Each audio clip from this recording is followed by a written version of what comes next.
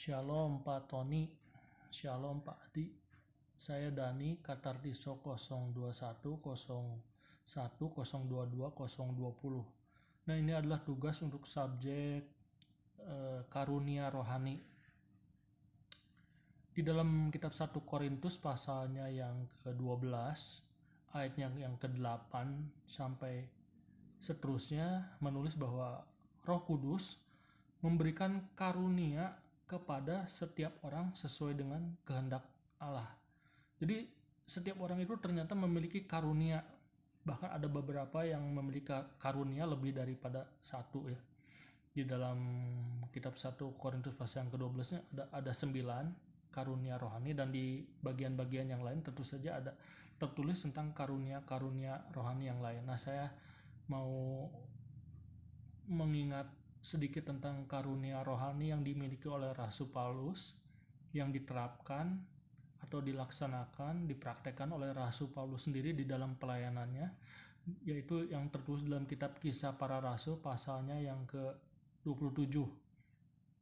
Di akhir daripada bagian perjalanan Rasul Paulus ke Roma, di mana Rasul Paulus akan menaiki kapal yang akan berlayar ke Roma untuk menghadap pengadilan Kaisar.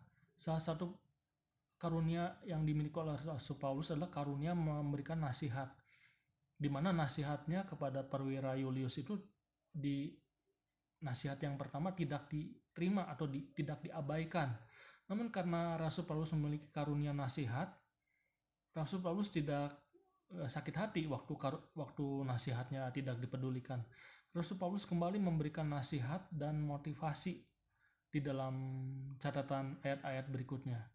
Bahkan setelah mengalami musibah karam kapal, Rasul Paulus menunjukkan karunia-karunia yang lainnya, yaitu karunia untuk menolong, karunia belas kasihan, karunia mengingatkan. Bahkan Rasul Paulus memiliki karunia untuk menyembuhkan ya waktu mendarat atau terdampar di Pulau Malta di dalam kesulitan, di dalam kesusahan, kedinginan dan lain sebagainya. Rasul Paulus memberikan karunia berdoa untuk kesembuhan daripada orang-orang yang ada di Pulau Malta tersebut. Bahkan Rasul Paulus mengingatkan kepada Timotius di dalam surat-suratnya bahwa Rasul Paulus mewajibkan Timotius untuk mempergunakan karunia rohani yang ada pada Timotius. Bahkan harus mengobarkan karunia rohani yang dimiliki oleh Timotius di dalam pelayanannya. Sekalipun di masa-masa yang sulit, karunia rohani jangan disimpan. Karunia rohani itu harus ditunjukkan. Karunia rohani harus dipraktekkan kepada orang-orang yang ada di sekitar kita, yang ada di sekitar Timotius pada saat itu. Dan Rasul Paulus sudah menunjukkan contohnya. Sekalipun Rasul Paulus sedang ada di dalam rasa lelah, mungkin rasa kedinginan, namun Rasul Paulus tetap melayani.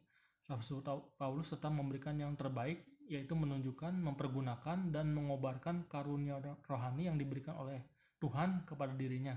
Semuanya itu dipergunakan untuk membangun, menjadi berkat kepada orang-orang yang ada di sekitarnya.